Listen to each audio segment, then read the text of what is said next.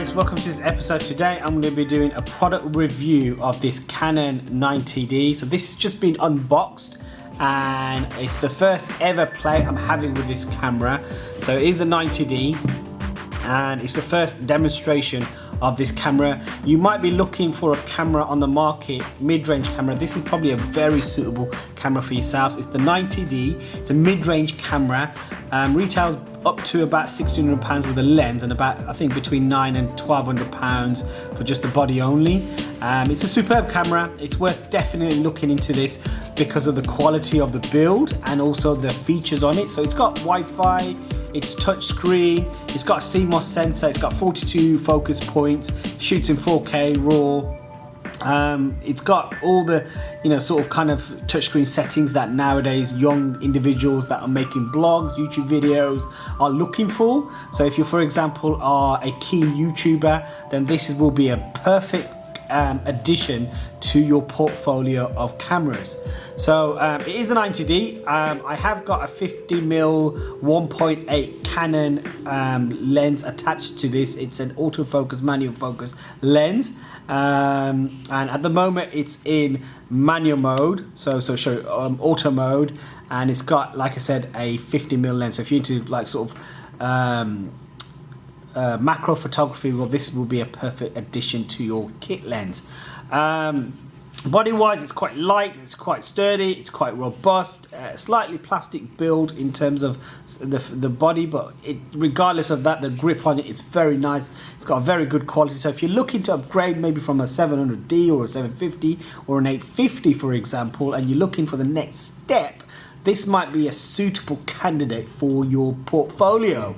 I really like it, and I'm demoing this camera from the batch that I have got from my workplace. So happily, the tutor that I work with has kindly let me demonstrate this camera. So this is my demonstration to you guys for the Canon 90D.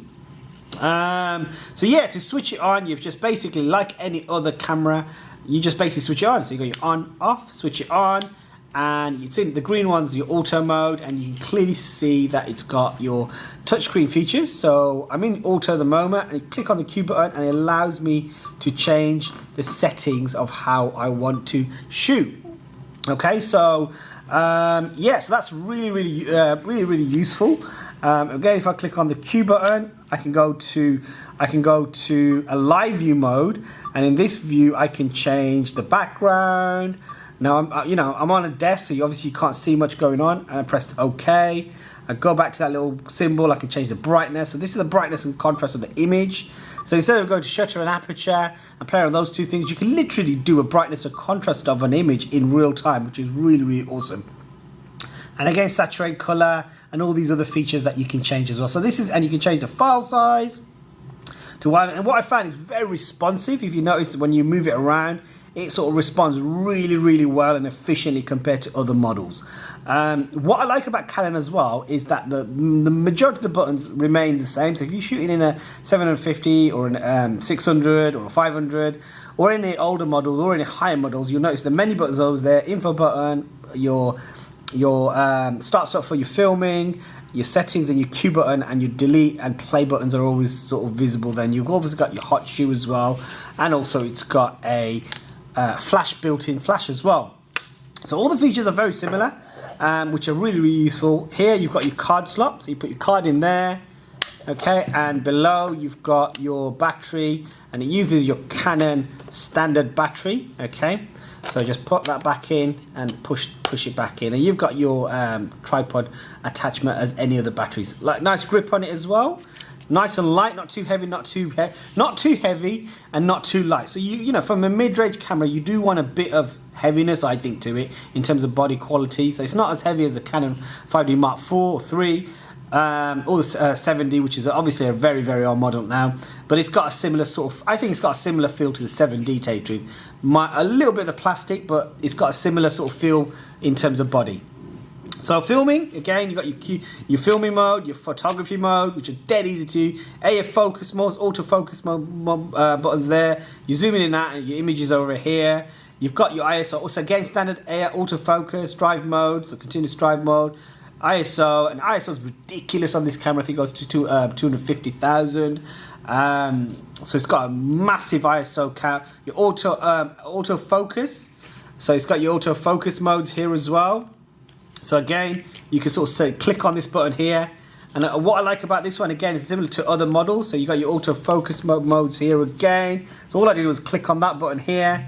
And, you know, like other cameras, I can move around my focus point, select a focus point, or I can sort of, you know, select, set it, etc. So that's useful. And again, touchscreen, once you're happy with it, click on that. If you want to change your autofocus again, you can just literally do that and change your focus points around a little bit like this. Okay, so that's focus points, and I will do another video going into a lot more detail about manual selection of autofocus modes, but that's for another video. There's your little light bulb, pops that light on so you can see that in low lit environments. Your flash goes up and down here as well.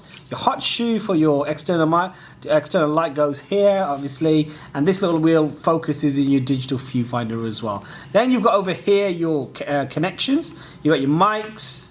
You've got, I think this one is a connection to a remote photography, so I think you connect to that. And you've got your HDMI connections here as well for your external audio and video. So overall, a very nice camera, well built. You know, I think it's a half decent camera that, you know, looks like there's some real nice features on it. The next video I'm going to talk about playing around with aperture and shutter on this camera, and I will also do a focusing tutorial as well, so please do stay tuned in for those videos. There's one other video I'm going to do. One is on Bluetooth and Wi-Fi, so a range of videos covering the features on this, but I got to figure out how to do those things first before I show you guys, as you know. So this, like I said, was out the box, literally out the box. So here's the box. Okay, so here's the box. So this is the box it comes in. It came out the box, and literally I've done the tutorial right out the box. Okay, so and like I said, Canon cameras tend to be quite similar in terms of build quality. You know, the box I would strongly suggest you keep, you know, because obviously there's, you know, you want to keep the box for resale because these do keep their value, and also you want to think about warranty, because obviously if it's in the box as well, it does help with the warranty when you're reselling as well. But definitely you want to keep the box. And this is the first review of this Canon 90D. So yeah, thanks for watching, guys. If you've got any questions, please do post.